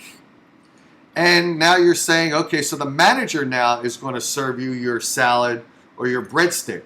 And as soon as that manager comes over and the customer's already irritated because he was seated by a black hostess, he was served by a black waitress, server, and now the manager is also black. So he's this person. Well, they went to the manager twice, Dave, so they didn't have a problem going to a black manager. So that point is null and void. Well, I'm not sure about that because he's going to the black manager, or she is in this case, going to the black manager to get a white server. If he's hostile about blacks, he obviously shouldn't be, but he's going Well, don't you think at that point, if you had a black server, a black hostess, and a black manager, that if you went to them and asked for a white server, that would be putting your own self at risk? Right, So, that's true. Nobody would do that. I mean, nobody sane would do that. Well, I mean, it'd be like walking into a soul food restaurant and saying, I want a white waitress. A white server. Again, now you got me saying it. I want a white server and a white cook. Right. Well, I'm not saying any of this is logical, by the way, because the approach was... Right. So, like I'm saying, none of this was logical, so I threw in the monkey wrench and suppose the manager's black. Yeah, and I'm reversing the scenario. So you go into a soul food, like Mrs. White, you're here in Phoenix, Mrs. White Soul Food, the best soul food on the planet. Mm-hmm. Charles Barkley eats there. Mrs. White, you go in, everybody's black. You know what? They don't care if you're white. They don't care if you're Hispanic or Asian, transgender or anything. They don't care. They serve you and they treat you as a human being, as everybody should treat each other with respect. Mm-hmm. But everybody doesn't think that way. And we have a culture in our White House that is engendering a lot of, shall we say, disrespect towards certain communities. And so therefore, we're a very divisive nation right now. And so if you go into an all-black establishment and you want to have a white server, you're going to get thrown out on your tush pretty quick. So, I mean, or told to leave with some veracity, or they would call the police. But the one thing is, I can tell you in this day and age, yes, you're right, there is definitely a risk that somebody could be packing heat and shoot up the restaurant or whatever. So therefore, as soon as you realize there's a problem, as soon as you realize this person was disturbing the peace, that is when the manager should have called the police. When the woman started yelling in the restaurant, they should have called the police. Okay. That was where they should have done it. Okay. That's where the manager failed his duty. Okay, so this is what I'm taking away on this, and I agree with you on this. If someone is yelling in a restaurant, I feel unsafe, and I'm expecting them to leave the facility. And I'm expecting them to either be leaving because the manager threw them out or requested them to leave, or the police are going to be there to remove them. So I agree with you. If there's yelling, I personally want them out of the restaurant because I want my wife and me to be safe. So I agree with that. The other thing I've seen those situations, Dave, and I've actually excused myself from a restaurant when a situation was going down like that. When the person seemed unbalanced, I said, I'm going to go ahead and just leave, and I've done that. Mm-hmm. But I've also seen where the person is just boisterous and just arrogant, rude, and not obviously a threat or unbalanced. They're just spoiled, rotten, or bigoted, or whatever. And I've actually seen bigotry, and I've been on the receiving end of bigotry. So I know what this is like. But I can tell you right now, what the manager did was completely wrong under any circumstances. What he should have done, once that woman came up and twice said that she wanted a white server, and then also yelled in the restaurant. That, when she yelled in the restaurant, that was the key. That's where he should have called the police immediately.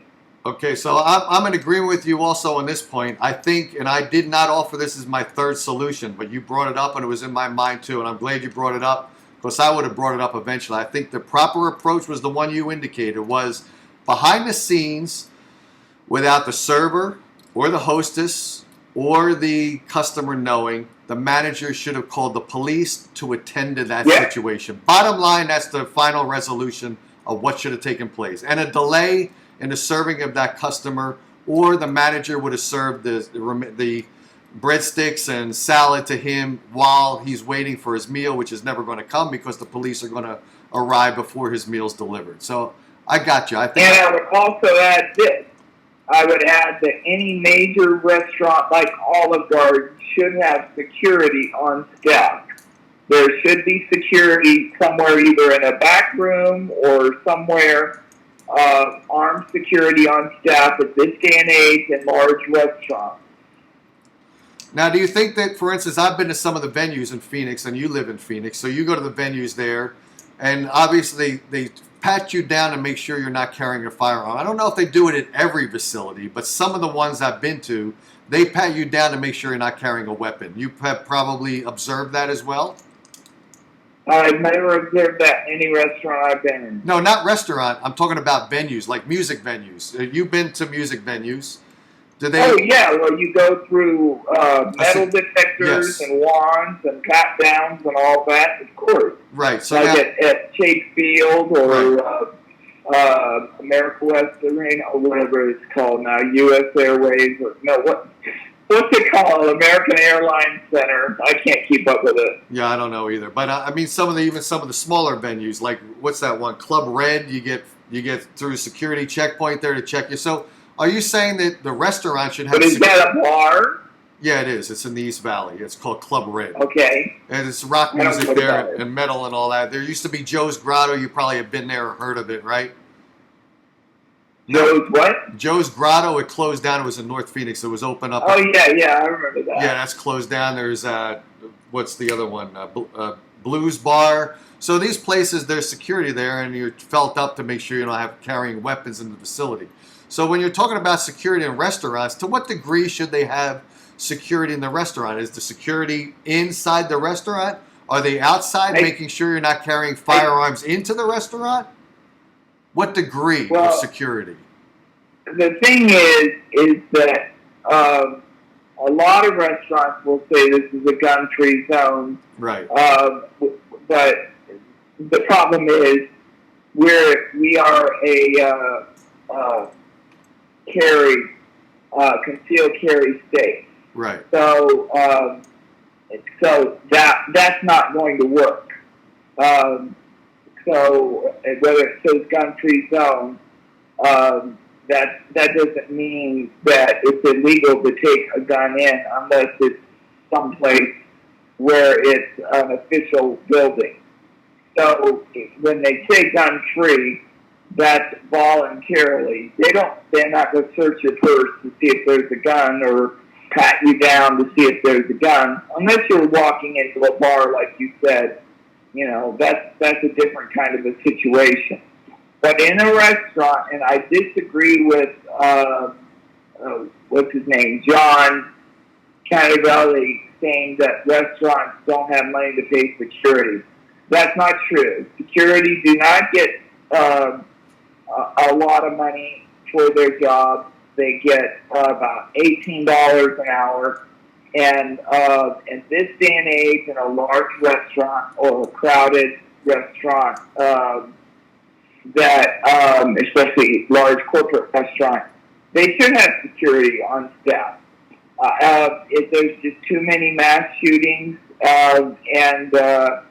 so by having security on staff, you minimize that chance of there being a mass shooting without any defense unless people are concealed carry or open carry. Do you think it would help the situation if there was if a restaurant that said no firearms allowed? What's it called again? What do they call it? Gun-free zone, right? I don't think that helps. I think a gun-free zone just makes everybody a soft target. Okay, that's what I was going to ask you. I disagree with gun-free zone. Okay, that's precisely. In a state where there's concealed carry or open carry. Okay, that was my question to you, and you answered it already without me asking the question. Okay, that's good. Okay, I think you were quite eloquent in your topics, and like I said, I did not know that there was yelling. The yelling thing would have diffused me to even do a show tonight. If someone's yelling in a restaurant, I physically want them out of the restaurant. And I think you also brought up the third point, which I didn't elaborate on the chat, but you brought up the third point that behind the scenes, the manager's responsibility should have been to call the police without anyone needing to know that. And have the police come. Immediately. Okay, so I got you. Okay. I appreciate your call. I think you were quite eloquent on the show here. Thanks so much. Thank you. Okay. Yeah. Anyone else like to call in and express their opinion? I think I was glad I brought the topic up. I'm glad my point of views were actually decided to be invalid. I had no idea there was yelling. I didn't read enough. Like I said, I don't have time in a day to read every single article, and I'm glad that was brought up. The yelling with the situation there should have been escorted out of the restaurant, thrown out of the restaurant, never to come back again, okay? Then I think we also found out that the rule of the land there should be that as soon as that took place, that the police should have been called. Now, you may then have, maybe I should have kept Bree on, because then to what degree do you tolerate any of it before the police are called? Do you immediately, upon the very first commentary that's racist, as soon as you hear anything at all at the table, do you immediately call the police? And to what degree do you do that? I'm not sure. I should have asked Bree that question before she hung up. Maybe she's still on chat. But suppose someone comes into a restaurant and they're getting something and they make a comment that's inappropriate. A lot of people still make inappropriate commentary. They'll make inappropriate topic. What do you think about that? To what degree do you tolerate that before you call the police? Before it's a little bit too much? I don't know. So let's see. Does anyone else want to call in? Should I read any comments here, or what should we do? Jeff Banks says here, signs prevent law-abiding citizens. Criminals don't obey signs. That is very true. I guess, let's see. It's hard for me to read all the comments after all of that commentary. So I don't know. If anyone wants to call in right now, they can. You know what I'll do? I'll run a commercial.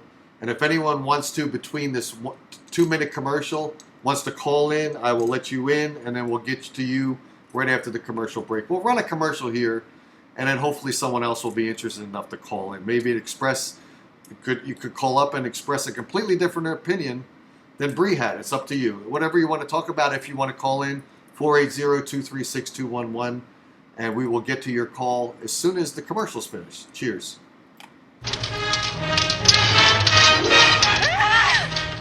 Sword now? No thanks. I'd rather have Russian bear. Who needs a sword when you have Russian bear? It's a bodybuilder's right to fight for. Free bodybuilding program from Val Vasilif with purchase. If you've got a passion for fashion and you've got a craving for saving, take the wheel of your automobile and swing on down to Ideal.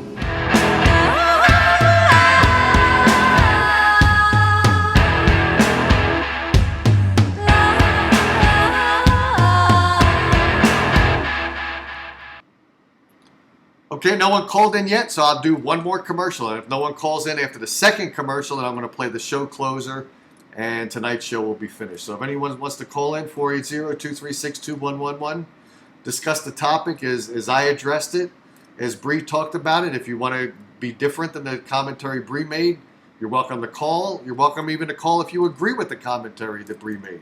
So one more commercial, and we'll see what takes place.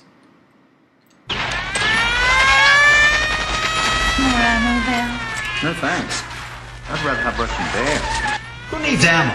Russian bear will knock his socks off. Any bodybuilder should know that.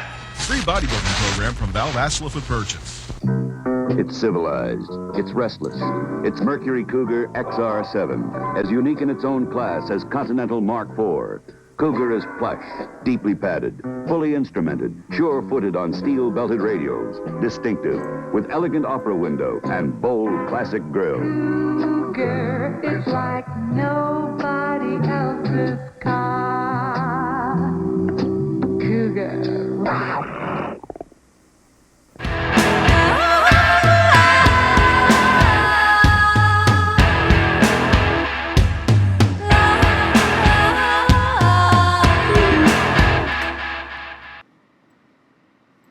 Okay, I do see that there's one comment, so let's bring this comment to the forefront here, and let me read it. Okay, this who's this from? Chicano Azteca. And remember, I mentioned earlier, I said, now, to what degree do we tolerate potentially a single comment? It could be, and single comments are still damaging, but say someone came into the restaurant. Now, what could I think of as a single comment? Single commentary. All right, okay, so let's take what was actually said in this particular restaurant. And like I said, I read the actual comments. Let's take one isolated one.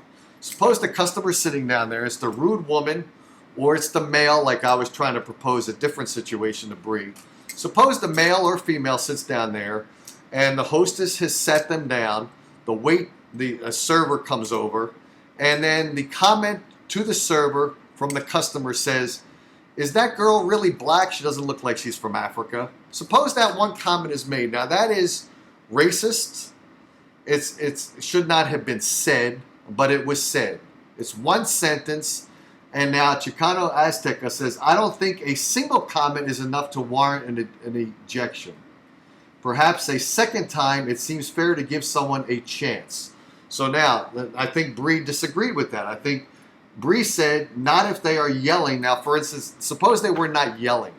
Again, take the yelling aspect out of it. Suppose, again, that server came over.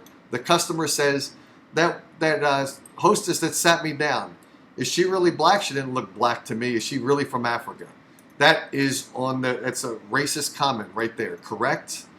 Now, should that person, as soon as that was said, should that server go to the manager and said and read it or told him exactly word for word what the person said, because it's fresh on her mind? She didn't screw up the sentence at all.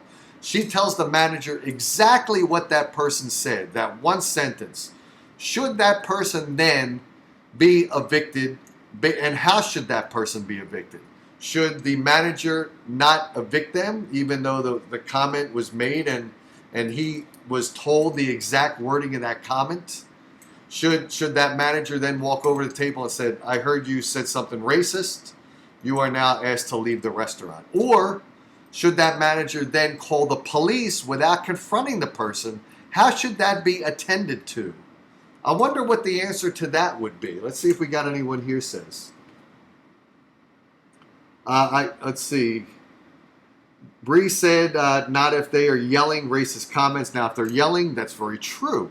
They should be escorted out of the restaurant. And not escorted, I guess at that point, you call the police and have the police escort them out. Yelling is a different... I consider yelling to be an act of violence in a restaurant. Like Bree said, it's like yelling fire. If you're yelling out racist... If you're yelling in a restaurant anyway, not even racist, you should be leaving the restaurant. If you're yelling, you're causing a dangerous scene in the restaurant. Let's take yelling out of it. Suppose it was said without yelling. Should that person be at 86? 86, by the way, isn't that CB radio talk? I think that's police talk too. 86, I forget. Okay, Jeff said, so I'm not sure about that. Maybe Bree can comment about that. Suppose there's no yelling. A racist remark is made. One racist comment to... Let's see, we have a caller here. Let's see who this is. This is the Dave Darren Show. Who is calling in, please? Hi, Dave. It's Jeff. Jeff, what's going on? Good. I'm glad you called in. I'm glad someone else called in. What do you think? It's good. It's going good. Interesting topic. I deal with this stuff constantly in the retail business. Okay, great. Okay, so now... What did you think about Bree? Was Bree exactly correct? Was I wrong to a degree? What did you think about tonight's commentary in general? I think Bree is correct in certain situations, and I'm talking like realistic outcomes of what she would want to happen. Okay. It also depends on your local jurisdiction.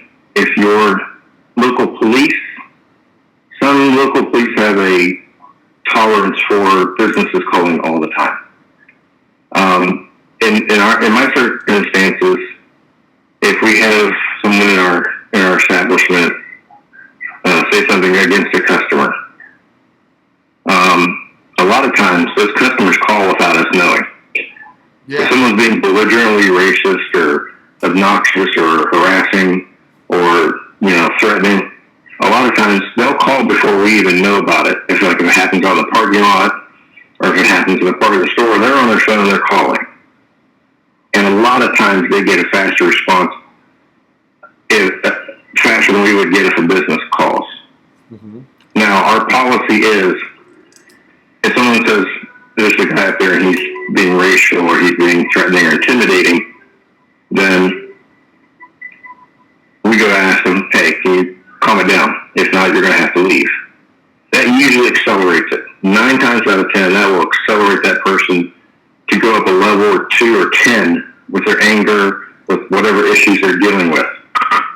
At that point, the police are called. Okay, now let me stop you for a second here because I'm really curious because you differ from Bree's conversation. Bree is saying that you do not, as the manager, approach the customer. Behind the scenes, you call the police. The manager calls the police. The manager is not having a conversation with that customer to have the escalation take place. Now, you're telling me in your establishment, you're telling me that this is what would happen. You're not telling me the ultimate here, and you will in a second, but you're saying that if you approach the customer, it's probably going to escalate it. So now you as the manager, I'm assuming you are a manager at this facility. Do you still approach the customer now knowing that an escalation is probably going to happen? Or do you behind the scenes call the police? What do you do personally? Personally, to get the result that we want, which is we want that person removed by the police. Uh-huh. I have to approach the situation. I have to approach the person or persons. I have to ask them, you need to stop what you're doing, or I want to ask you to leave. Because in my state, in my local jurisdiction, for them to be trespassed upon and kicked out of an establishment, we have to give them fair warning. So when I call the police, they say, well, did you ask them to stop? Yes. Okay. That clearly gives that clearly removes any roadblocks from them getting kicked out. So, the police can tell them right now, come on, if you come back, you're trespassed, and we will come arrest you. Now, do you think it's different in a restaurant? Because if you think of a business establishment, maybe a retail store, the space between people is now not if you're in New York City. It's claustrophobic even in Macy's. But if you're in an establishment and the people are sort of more dispersed, when you're in a restaurant, they put tables relatively close to use the real estate, and everyone's sitting pretty close. So if there's a situation that's taking place in a claustrophobic area, it could be a little more dangerous.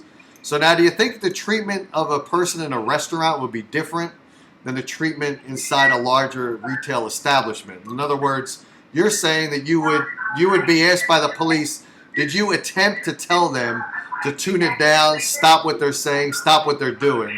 Where in a restaurant, it may not be appropriate to do that, because if you escalate them and you're thinking it's going to escalate, why attempt to escalate? Just call the police immediately. So do you think the treatment is different from restaurant to retail establishment? I would say I would take that differently. It depends on the environment, yes. I think the restaurant is you're locked in. Yeah. You're more locked in. You're seated. Usually it's crowded. And psychologically speaking, people who are angry when they are in a crowd and they're surrounded by people, they level up anger-wise faster. Yeah. So the propensity for violence is greatly increased. So again, these are situations which take experience and finesse to handle, and people are going to do them wrong. People are going to have a gut reaction to it. But yeah, I mean, in a retail establishment where you have square footage of 100,000 square feet, and people are walking and moving around, there's isolation. You can isolate an incident a little better than you can in a restaurant. Right. So what do you think? Plus, go ahead. Sorry, keep going. Yeah. Well, I was just going to say, plus, when people are in a eating or dining environment, they're more in touch with their fight or flight syndrome, because eating, gathering food, that type of stuff will put you into that vengeful, violent mode a little faster. Huh. Wow, interesting. So what do you think about this manager? What should he have done? What should he have done exactly what he did? Should he have done something completely different? What do you think he should have done in that restaurant? Forgetting what the policy was, if there was no policy in place and he had to work on his gut instinct, what do you think his gut instinct should have been? The gut instinct problem in that particular situation, because I don't want to blanket situations. In that particular situation, the police should have been discreetly called. Okay. One, just for the sake of the rest of the customers, for the person being, for the people involved being discriminated against, that gives it. Once you call the police, you let your employees know that they're being taken care of. There's not much a manager can do, really. You can't touch someone. You can't force someone out by hand. In most states, it's against the law. Once you touch them, that's a lawsuit. Two, if you let everyone else in the establishment know, your other customers, that look, we're responsive, that goes a long way. And three, the police have the ability to remove that threat. So in that situation, they don't need to confront the customer. Okay, so you've agreed with Bree's point on that, and I agree with Bree's point on that, and I agree with your point of it, because we have now a three-way agreement on what should have taken place here is that the police should have been called by the manager without anyone knowing about it, and the police then arrive and they deal with the situation. Okay, fair enough. I think I agree with you. So, Jeff, it's Jeff, right? Yeah, Jeff, thanks very much for calling. Did you want to make any more commentary about this or anything in general? Or I don't want to hang up on you if you still have more to say. No, I guess I want to make it also clear that this isn't just a white on black issue. I've had incidents where I've had blacks against white on white racism, and it happens from every color to every color. It happens from every demographic to every demographic. You get people in a situation where they're doing basic life things like shopping, eating. It's going to happen, and it's got to be dealt with situation by situation. Right. Now, is the place that you work, is the policy in place that the first thing that you have to do, because you said that as soon as you call the police are going to ask you if you ask the customer to stop what they're doing. Is the policy in place where you work that you are kind of mandated to approach that customer? I'm not mandated. It's very loosely worded to protect the customers and the employees, to provide a safe environment. But from experience, I know that if I ask them, can you please stop? Or we're going to have to ask you to leave. That gives me a better basis for calling the police. Then when the police come, they confront the person. And they say, okay, do you want him? Then they ask us, do you want this person banned from the premises? Yes. Suppose you call up the police and they ask you, did you ask the person to leave? And you say, you know what, I've had this experience that every time I ask the person to leave, it gets escalated. So I'd rather not do that. So I'm calling you right now to request you to come here because I don't want to be the one having the confrontation and the escalation point be me. I'd rather you guys come. What do you think the police would do? Do you think they would still show up? I'd imagine they probably would, right? They would show up. It also depends. I mean, I think in every dispatch call for a police station, I think you're going to find some embellishment. I have known people to embellish a story to get the police out there. I don't do that. I tell them exactly, look, we have an issue. There's a guy going around. He's, throwing racial slurs and homophobic slurs around. He's making people upset. And they'll usually respond very quickly. But I've also had, in the meantime, while I've been on the phone with them, customers come up to me and said, do you want me to call too? And if they want to call, they can call because the more calls, faster the response. At least in our jurisdiction, it's a faster response if they get multiple calls on a situation. Okay, let's go back to the restaurant. I'm curious about this one. I said, suppose someone makes one racial comment. Suppose that customer in the restaurant, this may be hard for you to answer because you're not in that environment as a manager, or so you may not be as versed as Bree might be, or someone else that's a manager at a restaurant would be. But suppose a customer's sitting there at the table and he has a black server, and he says to the black server, suppose he tells the black server, I'm sorry, ma'am, I would like to have a white server. That is a racist comment right there. To any degree you want to put it on a scale of 1 to 10, it's up to you to make that determination. But he tells that server, he says, ma'am, I prefer to have, there's a white server over there, I would like to have a white server. He said one thing. Are we tolerant enough for that manager then not to call the police yet until a second comment is made, or is that one comment enough to get the police there? What do you think about that? How tolerant are we at this point before we call the police? Well, we're not very tolerant on average. I mean, if you're in normal conversation mode, that's going to have a different effect unless against you yelling it. If you yell like, oh, I'd rather have a white server, or like I want a white server because I don't like black people. If you say that in a threatening or loud tone, I think the threshold of forgiveness diminishes like 0. Okay. If you say it in a conversational tone, like you're talking like you would be using the same tone as ordering food from your server or manager, then I think it's a shock value, and I think that tunes up the attention. But I don't think in most situations they will call the police.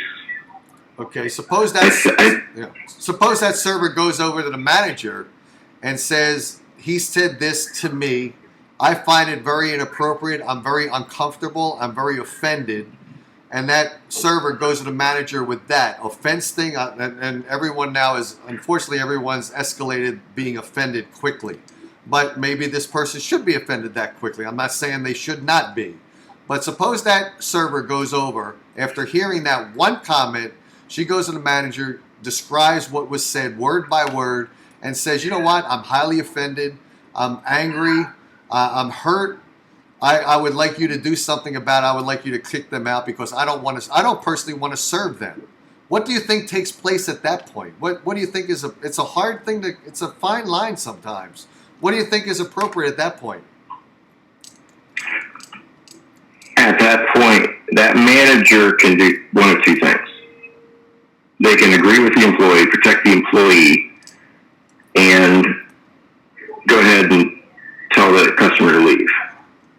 But a lot of managers in American restaurants, because the profit margin is so low, are going to have a little bit more acceptance level, unless it's directed towards them or they get multiple complaints. I have seen restaurant managers come over to a table who've given a waitress, waiter, server, whatever you want to call it, a hard time. They will usually end up appeasing the customer 7 to 8 times out of 10. Or they will take care of it themselves. Okay, now which does a disservice to the employee and also allows the behavior to be accepted by the person doing the behavior.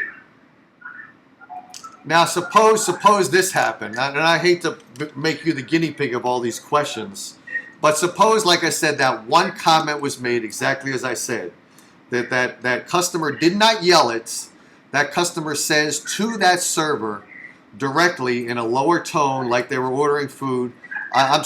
Maybe he even says, "I'm sorry, I prefer white servers serving me. Please address that to the manager that I would like a white server." Then that person, that server, goes to the manager and says that she's offended, she's very hurt, and then at that point, the manager then decides, okay, so what do I do now? Do I satisfy and make my employee feel comfortable because I'm taking the appropriate approach that the server wanted me to take? Or do I alleviate the situation, grant them their white server, and that makes it an event that goes away? What do you think about that? That was my initial response to this whole situation is, does the manager appease that situation in the way that is hopefully going to immediately appease it by having that black server removed in place of a white server, but then that creates the environment that they can, like Bree said, that justifies racism having won in that particular instance. What does should the manager do that, or even think about doing that, alleviating the situation by having a white server? As wrong as it is that an approach that could be taken? I'm sure it has been taken. Should they? No. They should not. Because those employees, you deal with those employees every single day. Those are, in a lot of restaurants, those are like your second family. Anybody that you work with for a long period of time are like your second family, and you should defend and protect them.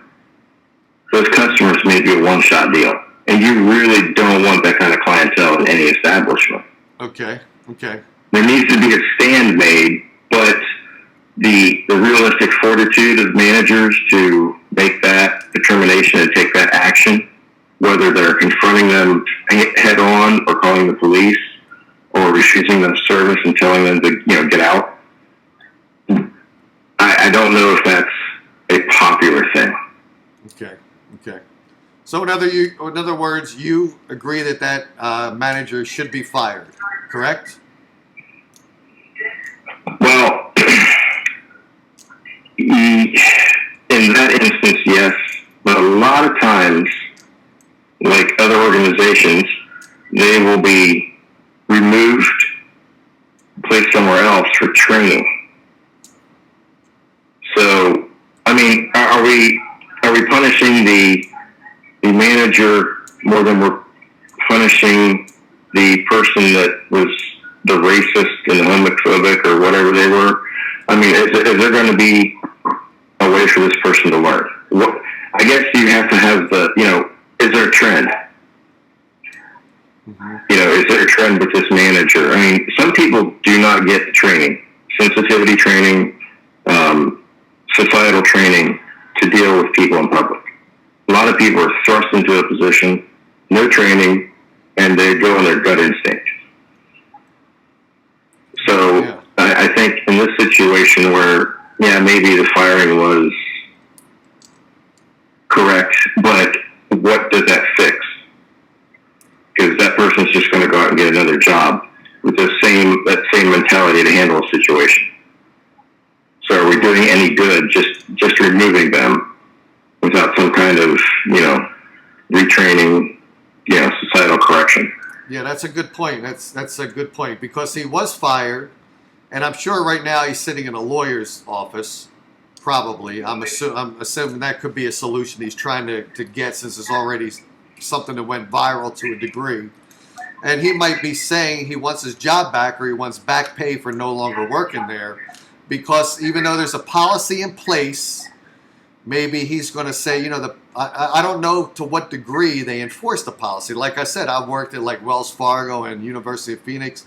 Every 6 months, I have to take these courses, like it or not, and I have to pass the course and send validation I took the course. Now, whether I understand it, absorbed it fully or not is another thing, and some people dismiss that as total nonsense. A lot of people that I work with, they say, I don't want to take this. I got it's common knowledge, it's common sense, but they don't read the fine line and they don't take the test seriously.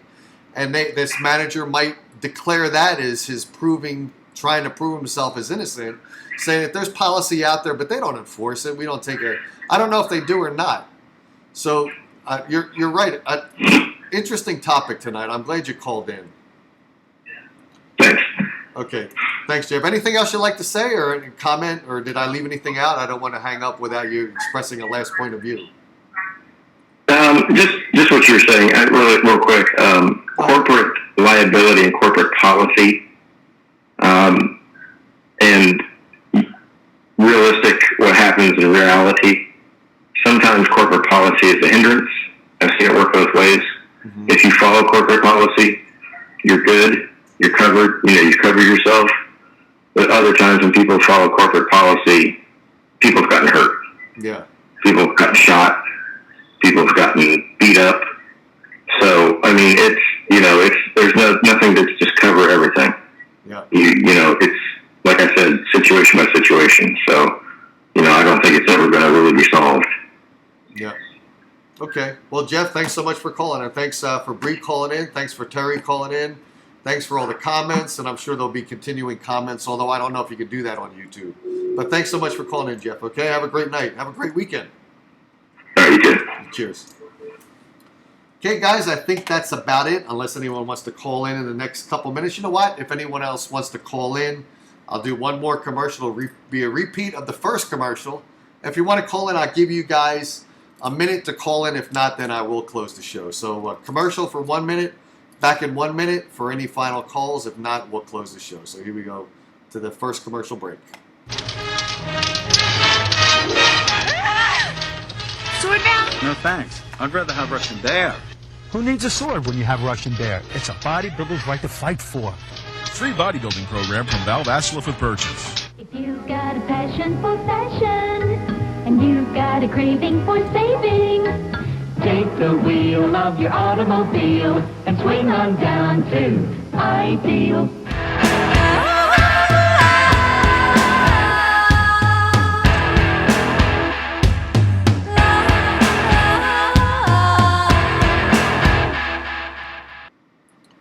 Okay, guys, no further calls, so I got to thank everyone for chatting, calling in. It was an interesting conversation. I think we all learned some things. Didn't we all learn tonight? And I think that's all I got for tonight. Don't forget the music show, which I usually do, because you can see how horrible I am in topics like this. The music show that I usually do, I interview rock bands and all different types of genres. I cross all kinds of genres. Its premiere is going to be 4/29. That's April 29th, after tax day. I don't intend to occupy everybody's time during tax day. But April 29th, brand new show, music format. I already have 4 guests booked, so we're going to have a great time with them. I will see you then. I'll see you before. If I have anything to say, I usually come online and I say it. Cheers. Have a great weekend. And that's all I got for tonight. Bye-bye.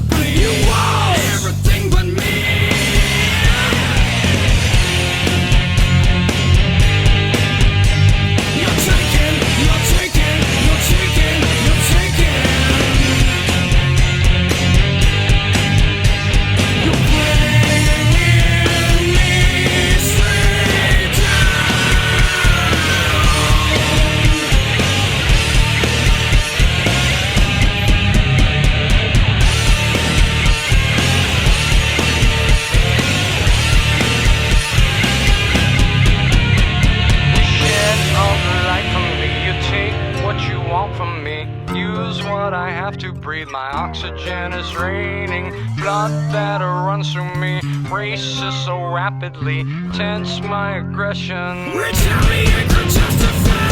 You're holding life from me. You take everything I need. You want everything but me. My heart's not breaking.